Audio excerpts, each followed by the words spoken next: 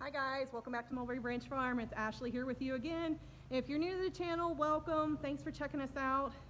If you've been here for a while, thank you for sticking with the madness. So today we actually have llama maintenance, which will be toenails, deworming, and shearing. Guys, llamas are probably one of the more intimidating species that I've worked with.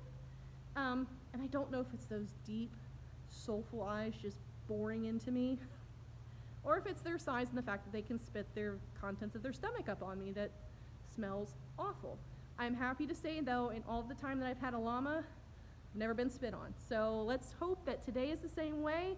So let's go ahead, let's get him ready. Gunther is going to get a haircut today, and a manicure and a detox. There we go, that's how we'll make it relatable to us. So let's go ahead and get this done.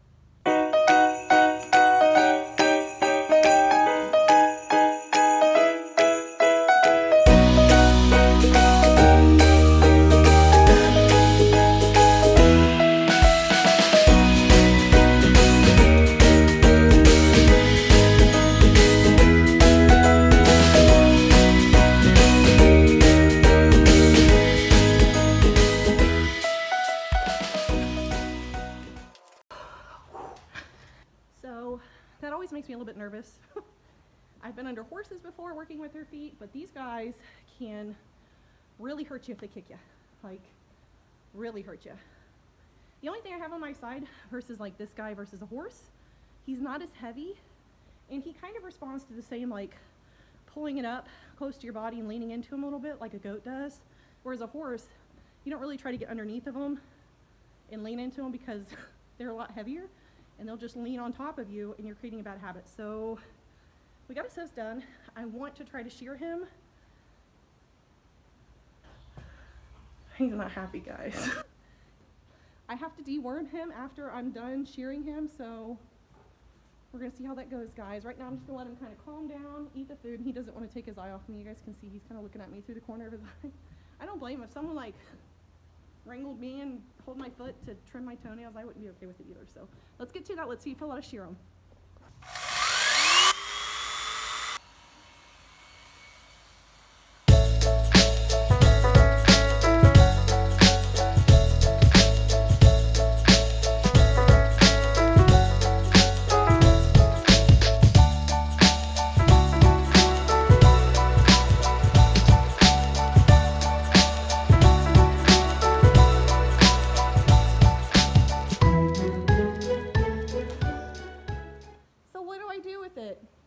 I don't do anything with it. I only shear him so that he's warmer and comfortable, and he has less of a chance of getting heat stroke in the summer when we're facing high levels of humidity and upwards of 100 degrees on some days.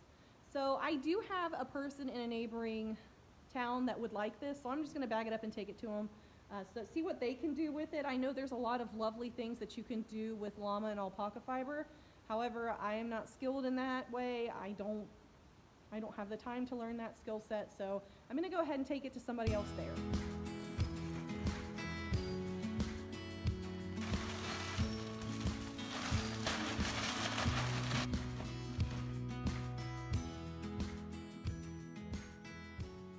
There's the man of the hour, looking trim, looking fit. You look good, buddy. Gunther, you look good. Come here, buddy. But I miss the wind flowing in his long locks. That's why I left the hair on his neck. Can't make him completely unmajestic. All right, well, we got Gunther shaved. We got him dewormed. We used ivermectin paste.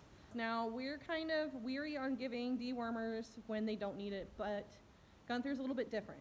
Gunther actually survived meningeal worms last year. It was one of those, giving you guys his best side. It was one of those things where you just started to notice that your animal's off, and went out there, and usually when he's cushing or sitting still and I come up on him, he'll get up politely and stand and look at me like, can I help you? He just kind of ignored that I was there and remained cushing. So that for me was a sign that something with Gunther was not right. So the more that I watched him and the more lethargic that he seemed, I noticed that his rear end was just kind of discombobulated. He didn't seem very coordinated in his rear legs. And I was calling around to my local veterinarians, and one of them said, well, have you thought about meningeal worms?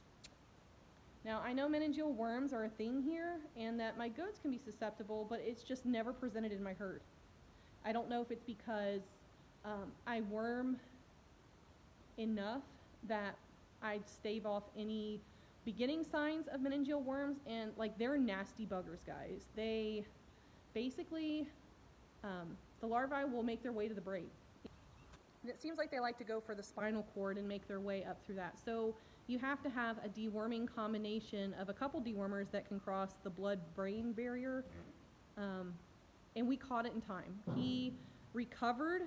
It took him a couple months to seem like he wasn't dragging a foot, but he got there. And he runs after the goats now. He skips and does all kinds of things. However, I did notice now that since he's had some time off on those rear legs and he hasn't been as active until probably springtime, that his hooves were a little out of control, or his toes. Llamas don't have hooves, they have toes. So I had to trim his toenails. That's always a little bit fun. It's intimidating for me, guys. It's really intimidating to get in with him. And I guess it's just because, like, to me, he's an exotic. So he's just a little bit scary to me, even though he's a sweetheart. And you guys saw when I was shearing him, he was totally forgiving. My big pair of shears went out, so I had to resort to the smaller shears, and it took a lot longer, like a lot longer. And the dude was nice. He could have easily kicked, bit, spit. Didn't spit at me, didn't kick at me. He may have kind of done the boogie every now and then to kind of get away from me, but everything that I did to him today, he allowed me to do. And I've known some llamas that, I had one right before him that would not let you touch its feet, would jump, would push you up against the stall wall. This guy, I have to say, it has to do with his temperament. He's just a good guy. He is a very, very sweet llama. Even though he doesn't really like being petted, like he does his job and he tolerates us, and he's just great all the way around. And he's trusting me again, I guess. Are you trusting me again, Gumper? Yeah, he is.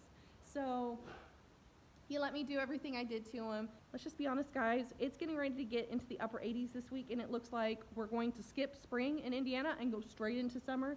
So it's just really important to make sure that he can temperature regulate. So shearing him was absolutely necessary. Hi, buddy. Oh, he's got quarantine haircut. That's what we'll say. Gunther got a quarantine haircut like some of the rest of us that couldn't wait for our salons or barbershops to reopen. So he's just joining the crowd. All right, guys, I think that's going to do it for us here today. Thanks for being here with me.